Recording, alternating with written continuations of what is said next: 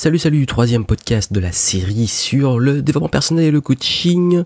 Alors c'est vrai que donc voilà, j'ai eu pas mal de vos retours suite à mon dernier podcast, aux deux précédents podcasts. Donc je vais finir par boucler avec un troisième et dernier podcast sur le sujet des coachs et du développement personnel. C'est vrai que finalement ça va finir en une sorte de trilogie.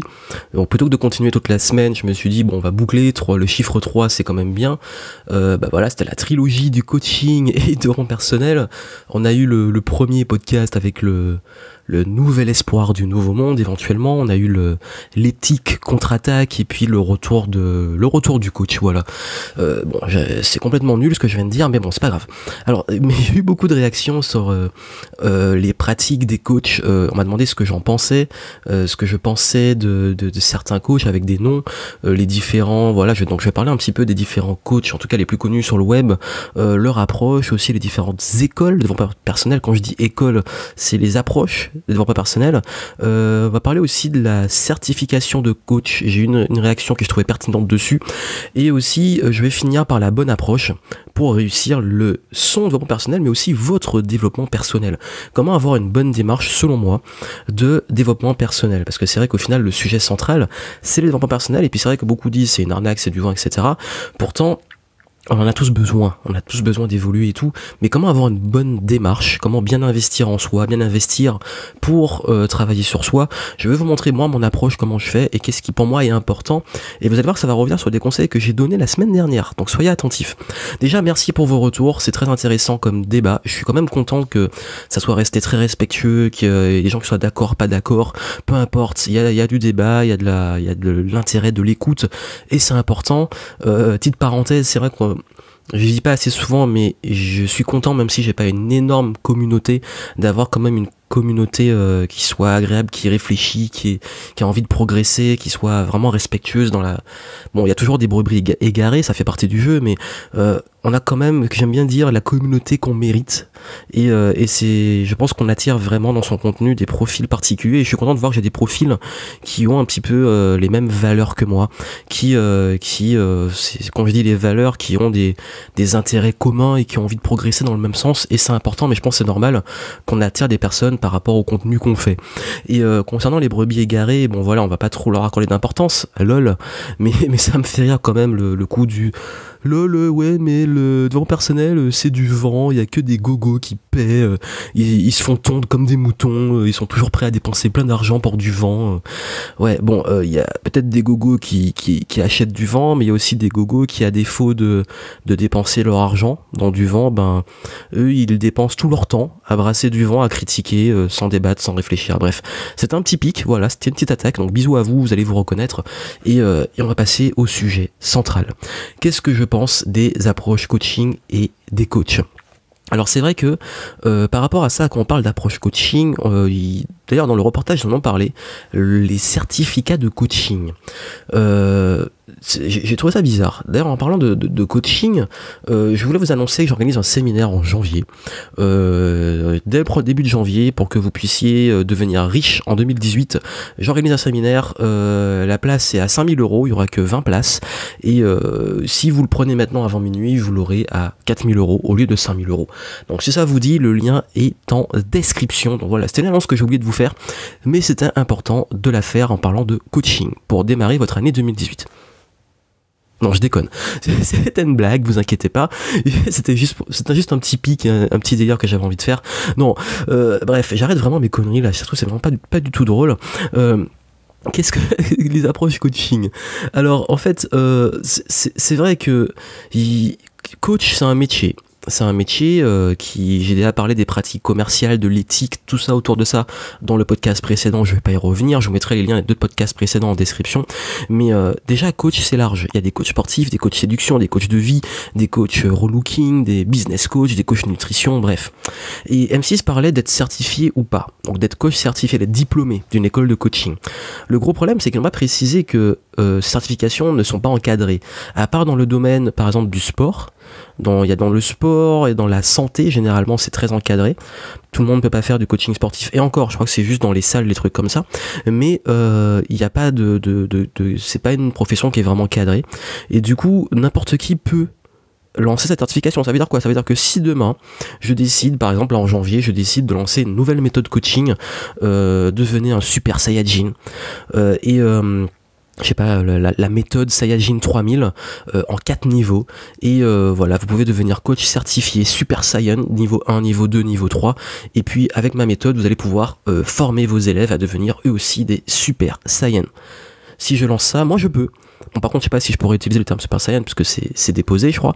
Mais en tout cas, je peux lancer ma propre école de coaching et ma certification. Donc, pour vous dire que n'importe qui peut le faire. Donc, est-ce que c'est vraiment... est-ce que le fait d'être coach certifié est une valeur sûre? Gros point d'interrogation. C'est comme, est-ce qu'il faut faire une école de commerce pour être un bon consultant marketing? Bref, vous savez, c'est des questions où le débat est ouvert. Est-ce qu'il faut encadrer encore plus? Est-ce qu'il faut une certification d'État? Est-ce qu'il faut avoir un diplôme particulier qui serait vraiment qui serait reconnu au niveau de l'État? Je sais pas en fait, mais pour l'instant ce n'est pas le cas. Je vous le dis juste, dans les faits, n'importe qui peut lancer une certification coaching. Alors, est-ce que c'est n'importe comment? Par contre, non, il y a peut-être des points spécifiques que je connais pas trop, mais voilà, coach certifié, honnête, à l'heure actuelle, dans les faits, ça, c'est pas un gage de qualité et une garantie de qualité, juste dans les faits. Alors, ensuite, qu'est-ce que je pense des coachs qui ont été cités, ou de un tel ou un tel ou un tel? Alors déjà, j'avais déjà répondu un petit peu à ça dans le podcast précédent. C'est pas productif de faire un procès qui je suis pour moralement dire que ce qui fait un tel est bien ou pas. Voilà, et d'ailleurs, je pars du principe qu'on ne peut pas dire qu'un individu est bon ou mauvais. Pour moi, c'est plus complexe. C'est comme dire, je vais prendre l'exemple Steve Jobs. On va dire, ouais, mais Steve Jobs, c'est un génie, ou alors c'est une enflure, c'est une raclure, ou alors c'est un mauvais père, ou alors c'est un bon père, etc. Est-ce que Steve Jobs se limite à deux facettes? Est-ce qu'il se limite qu'à une facette? Je pense que le personnage est plus complexe pour dire s'il y a peut-être des bons côtés, des mauvais côtés, etc. Mais et voilà, et qu'est-ce qui est bon, qu'est-ce qui est mauvais, ça dépend des perceptions et des valeurs de chacun. Et honnêtement, si je reviens à notre domaine, je déteste personne dans notre domaine. Franchement, si il y en a qui vont dire mais oui parce que t'as peur de critiquer ou machin et tout, mais non, c'est juste que voilà, en fait.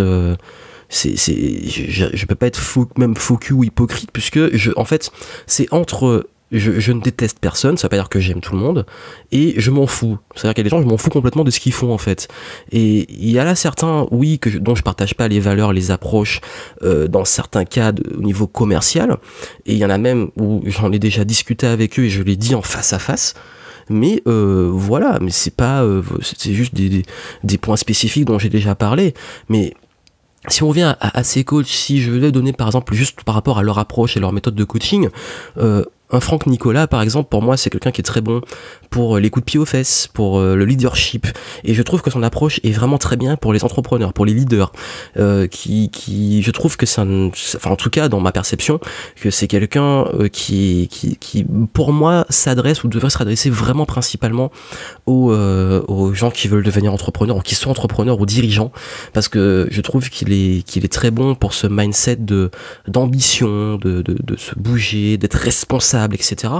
Donc voilà, je trouve que pour moi, c'est vraiment du coaching leadership, comme on pourrait l'appeler. Si on prend Roger Lannoy, donc lui, pour moi, c'est vraiment la personne qui est cash, qui est authentique, qui va parfois te gueuler dessus s'il faut. D'ailleurs, il me fait beaucoup rire, mais alors qu'au fond, voilà, il est quelqu'un qui a l'air, en tout cas qui a l'air, hein, je connais pas personnellement, mais qui a l'air d'avoir un grand cœur, et quelqu'un moi j'aime beaucoup le côté authentique et cash, et qui je pense va peut-être aider les gens qui ont besoin un peu qu'on leur dise ce qu'il faut leur dire, qu'on leur parle franchement et qu'on leur donne un gros coup de pied au cul. Un David Laroche, lui, je trouve qu'il est très bon pour inspirer, c'est-à-dire qu'il va trouver peut-être les bonnes métaphores, les bons mots. Il va aussi captiver une salle, c'est un très bon orateur. Alors je suis pas allé à ses séminaires, mais j'avais vu son spectacle à un moment, il faisait un spectacle comique, en plus c'était vraiment drôle, sur comment j'ai failli foirer ma vie, c'est quoi, c'est un truc comme ça, et je trouve qu'il est très bon sur scène, c'est un excellent orateur. Donc de ce côté-là, pour inspirer, peut-être pour créer des déclics ou des métaphores qui permettent aux gens d'avoir des déclics, c'est intéressant. Si on a un Anthony Nevo qui va plus pour moi être dans le lifestyle, dans le vécu, c'est pas forcément le mec qui va faire super pro, super leadership comme un Franck Nicolas ou un autre, mais je trouve qu'il a le côté un peu plus lifestyle, le peu plus inspirer les gens par son vécu, son expérience, par le voyage, etc. Donc là, c'est aussi une approche qui est intéressante. Martin Latulippe, qui est canadien, d'ailleurs Franck Nicolas aussi est canadien, Lui, ça va plus être la performance et le leadership, un peu comme Franck Nicolas, mais je trouve qu'il a peut-être un côté peut-être plus doux dans sa façon de parler, dans son peut-être plus doux et moins rentre dedans. Il y a aussi par exemple David Lefrançois qui est plus, lui va être sur l'introspection, qui va peut-être avoir d'ailleurs il fait très rarement des formats très courts. Il va plus être dans la compréhension de son fonctionnement du cerveau, de se poser, comprendre nos schémas de pensée, comprendre comment fonctionne notre corps, notre cerveau, etc. D'ailleurs, c'est une approche aussi c'est une autre approche qui est plus posée. C'est pas lui qui va te gueuler dessus ou qui va te faire un super pitch inspirant avec celui qui va dégager une énergie folle sur scène, mais il va avoir une énergie au contraire plus calme, une énergie plus douce qui va t'amener à réfléchir. Donc voilà, vous avez vu, il y en a plein d'autres, mais j'ai cité peut-être les plus connus en francophonie. Et qu'est-ce que je pense d'eux ? En fait, vous avez vu que qu'est-ce que je pense d'eux ? Je pense que chacun apporte quelque chose. C'est ça. Par contre, dans aucun des cas, j'estime être vraiment le public. À la limite, dans tous ceux que j'ai cités, celui où je suis le plus réceptif et que je suis vraiment le plus, c'est David Lefrançois. Parce que justement, dans son énergie, son approche, ça me correspond plus à moi. Mais ça veut pas dire que je dis qu'il est meilleur que les autres. Il n'y a pas de hiérarchie qui est meilleur, qui est moins bon ou qu'est-ce qui marche le mieux. C'est juste que vous avez vu, il y a différentes écoles qui vont correspondre à différentes attentes. Et je parlais qu'on a l'audience qu'on mérite. Ça veut pas dire que si c'est une bonne ou une mauvaise audience, c'est juste qu'on va attirer des gens qui sont attirés par notre pédagogie, par notre approche. Et c'est ça en fait. Et la magie, c'est que dans notre domaine, moi j'estime pas être en compétition avec eux et j'estime pas qu'il y a vraiment de la compétition. Je vois plus ça comme de la coopétition. La coopétition, j'avais déjà fait une vidéo dessus sur la coopétition. Et c'est le fait pour moi que chacun apporte sa valeur. Et que, d'ailleurs, j'ai des clients qui sont clients chez certaines de ces personnes que j'ai citées. J'ai des clients qui sont clients chez un ou plusieurs de ces personnes. Et ça n'empêche pas d'être clients aussi chez moi. Comme quoi, c'est vraiment pas, si c'était vraiment de la concurrence, ils pourraient pas. Il devrait choisir entre l'un ou l'autre, comme on choisirait entre par exemple deux ordinateurs, mais c'est pas l'idée, c'est que chacun justement apporte quelque chose. La connaissance, c'est ça la richesse de partager de la connaissance, de l'information, etc., de l'introspection, du coaching, c'est que chacun apporte son énergie, son approche, son expérience, etc. Et l'idée, c'est que je sais qu'on aime classer, dire lui il est meilleur que l'autre, ou avoir des clans, le clan d'un tel, le clan d'un tel, mais pour moi ça c'est la pire approche en développement personnel. Et je pense que les gens qui rentrent dedans devraient justement travailler leur développement personnel et devraient prendre un peu de recul. Je vous explique, soyez attentifs notamment dans votre démarche. J'ai dit que j'étais pas le public de certains. Pourquoi ? Parce qu'en fait, maintenant, je ne cherche pas ce genre de coaching. Par exemple, j'ai pas besoin qu'on me donne des coups de pied au cul. J'ai pas besoin qu'on me gueule dessus. J'ai pas besoin d'avoir d'être inspiré. En ce moment, j'ai pas besoin d'être inspiré. Franchement, je ressens pas le besoin. J'ai eu une période où j'avais besoin d'être inspiré. Je l'ai été. Mais là, pour moi, maintenant, je suis plus dans une approche qui est soit davantage très très très spirituelle sur le sens de ce que je fais et me reconnecter, m'aligner au niveau spirituel, mais aussi parfois une approche très business stratégique, c'est-à-dire purement business, et quand c'est business, hyper spécifique. Ça veut dire quoi ? Je vais revenir, parce que là j'ai cité des coachs francophones. Quand j'ai commencé et que j'avais besoin d'inspiration et de déclic, etc., j'ai été beaucoup plus vers les Américains en fait. C'est pour ça que je me suis pas beaucoup formé au niveau francophone. J'ai commencé dans le développement personnel par l'art du bonheur, et notamment beaucoup de livres sur la philosophie bouddhiste qui m'ont amené ensuite dans le même rayon à lire Pouvoir illimité d'Anthony Robbins, qui a été un gros déclic. Ensuite, j'ai vu que Tony Robbins était beaucoup inspiré par Jim Rohn, donc je suis allé m'intéresser aux travaux de Jim Rohn, de Napoleon Hill également, de T.R. Waker, de John Azaraf, Zig Ziglar, Deepak Chopra, donc voilà des noms que vous connaissez ou peut-être que vous connaissez pas, qui sont des auteurs qui m'ont beaucoup inspiré. D'ailleurs, en termes de conférences, j'ai vu Deepak Chopra en conférence, et dans son énergie, même 2 heures où le mec il fait que parler, où c'est très posé, j'ai été captivé. Comme quoi, pas besoin de taper dans les mains, de se lever pour être captivé et concentré, et dans une bonne énergie. Et par exemple, je parle en termes d'attente, je préfère voir, par exemple, si on prend Tony Robbins, qui est quelqu'un que je respecte beaucoup, je suis pas du tout attiré par l'UPW. Ça m'attire pas du tout. Par contre, un business mastery ou un truc business, je suis attiré de le voir dedans pour voir ce qu'il peut apporter. Parce que ce sont mes attentes. Et c'est ça en fait. Par exemple, je suis plus captif et sensible, comme je l'ai dit, à un David Lefrançois ou un Deepak Chopra, qui sont dans l'énergie beaucoup plus calme, beaucoup plus de réflexion, d'introspection. Ils sont pas vraiment des showman, mais plus des gens qui vont captiver d'une autre façon. Par exemple, au niveau sportif, un coach sportif qui me gueule dessus, je vais vouloir le frapper. Ça va m'énerver et je vais pas vouloir faire du sport. D'ailleurs, c'est déjà arrivé que prenne la tête avec un coach, bref, c'est peut-être une autre histoire, parce qu'il me gueulait dessus, justement. Moi, tu me gueules dessus, j'ai juste envie de t'en mettre une. Mais je préfère une approche d'un coach sportif qui va me pousser, mais pas en me gueulant dessus. Juste me faire réfléchir, me donner des conseils, etc. Parce que j'ai pas besoin de ça, justement. Et c'est comme ça que je suis, c'est juste ma personnalité. Et c'est pas question que l'un est meilleur que l'autre, c'est que justement c'est complémentaire. Et pourquoi des besoins spécifiques ? Parce que je préfère par exemple avoir un coach sportif, un coach sur le branding, un coach sur la communication, un coach pour travailler mes conférences, etc. Et parce que je vais aller en profondeur sur différents points, parce que j'applique ce qu'on appelle, comme vous connaissez, par exemple, je dis souvent le just-in-time learning. J'apprends ce dont j'ai besoin et je me fais coacher sur des points hyper spécifiques. Et la pire erreur en tant que personnel, c'est de se dire qu'il faudrait, que je devrais, par exemple, beaucoup me disent ouais mais ton contenu il m'intéresse pas parce que je préfère par exemple, toi t'es nul parce que moi je préfère David Laroche. Bah ok, pourquoi tu vas pas consommer de David Laroche et puis si ça te correspond pas, va prendre ce qui te plaît chez David.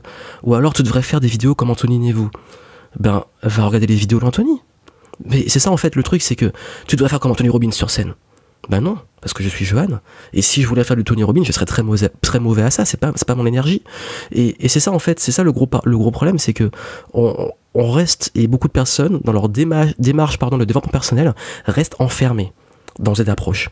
Et je parlais de fanatisme dans le précédent podcast, c'est ça pour moi le danger, c'est de devenir tellement fan d'un coach, ou limite ça devient comme on le met au rang de gourou, que on en perd justement tout esprit critique et tout recul, parce que celui c'est comme si je disais il y a la team mon gourou, la team d'un gourou qu'on choisit, et là le gars il vient et dit moi je suis team Intel, l'équipe d'Intel, et ce que tu fais c'est nul, et si t'es pas comme mon gourou, toi tu es pas bien, t'es méchant.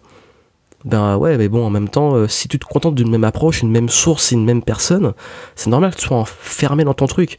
Et là, par contre, on rentre dans des personnes qui, je pense, et je vais même pas reprocher ça à la personne au coach ou à l'influenceur, puisque ça se fait tout seul. C'est en fait, je pense, c'est de la psychologie humaine, vous savez, le besoin d'appartenance, le biais cognitif lié à l'appartenance, etc. Et c'est de la psychologie. Et les personnes souvent, hélas, plus fragiles, ont tendance à s'engouffrer à un besoin d'appartenance et s'enfermer. Et ce genre de personnes sont justement, hélas, des cibles extrêmement qualifiées pour les sectes.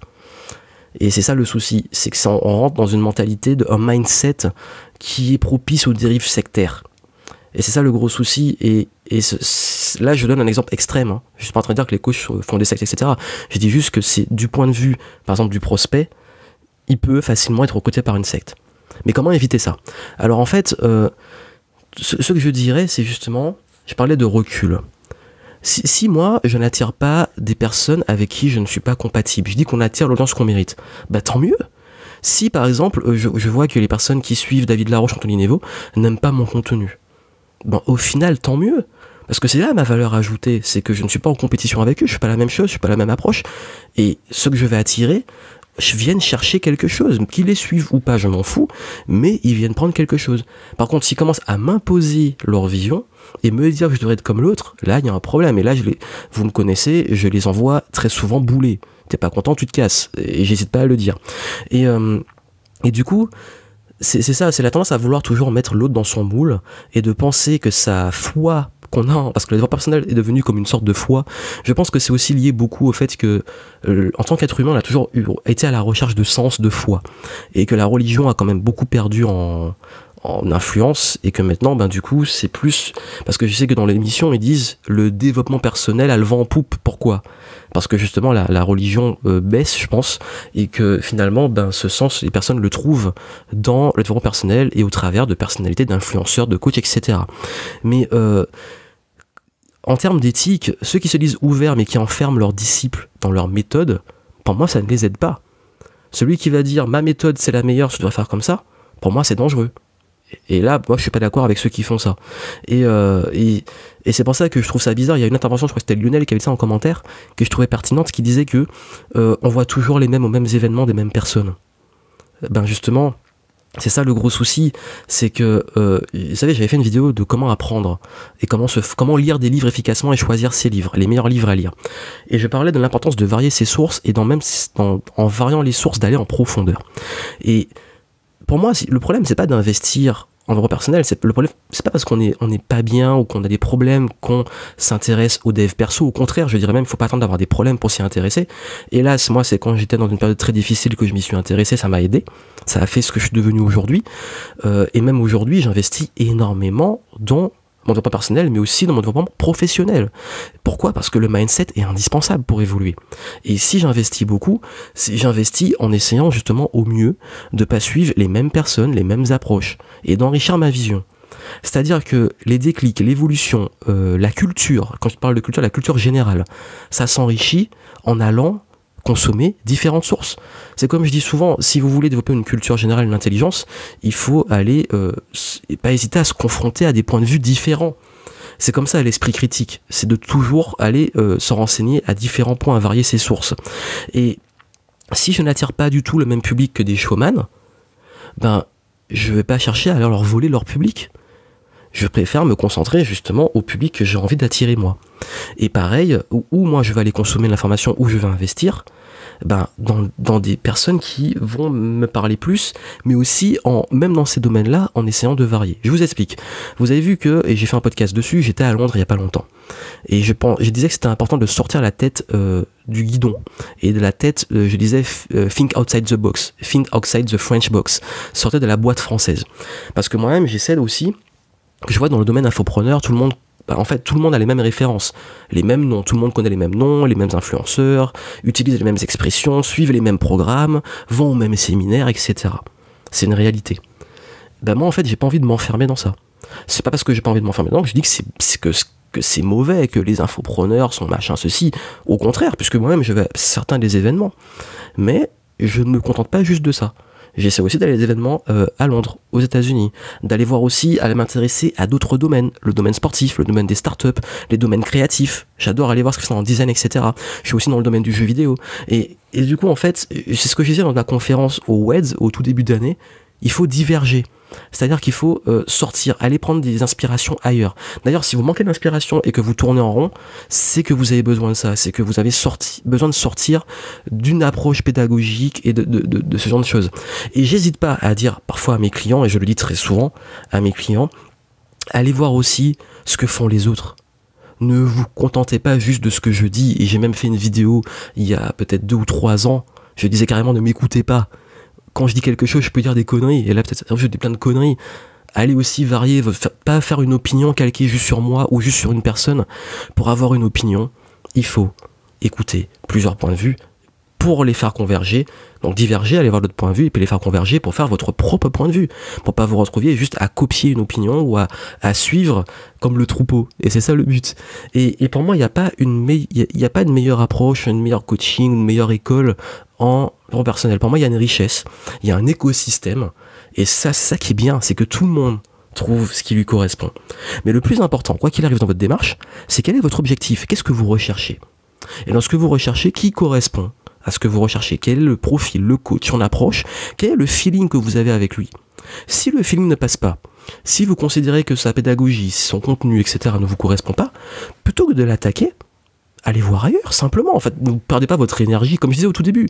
Il y en a qui ils vont critiquer un coach ou les gens qui suivent ce coach, et ils perdent une énergie folle, ils perdent, ils dépensent plein de temps, alors qui pour moi, en plus, si vous me suivez, vous le savez que le temps est pour moi plus précieux que l'argent, à aller juste vouloir les convertir à leur moule à eux. Ben, c'est pour ça, c'est comme si je parlais du domaine des jeux vidéo. Il y a des mecs qui mettent une énergie folle à la guerre entre Apple et Android, à mettre une énergie folle à dire qu'est-ce qu'on devrait acheter comme téléphone ou quel type de support on devrait utiliser pour jouer. Vous savez, ça attire tous les domaines. Il y a toujours des guerres de clans. Et pourquoi ne pas juste simplement faire ce qui est bon pour nous, aller vers ce qui est bon pour nous et foutre la paix aux autres en fait. Et j'ai parlé de ça il y a pas longtemps, se foutre la paix et foutre la paix aux autres. On va fermer la parenthèse sur cette trilogie. Honnêtement, c'était agréable de réfléchir et débattre sur ces sujets.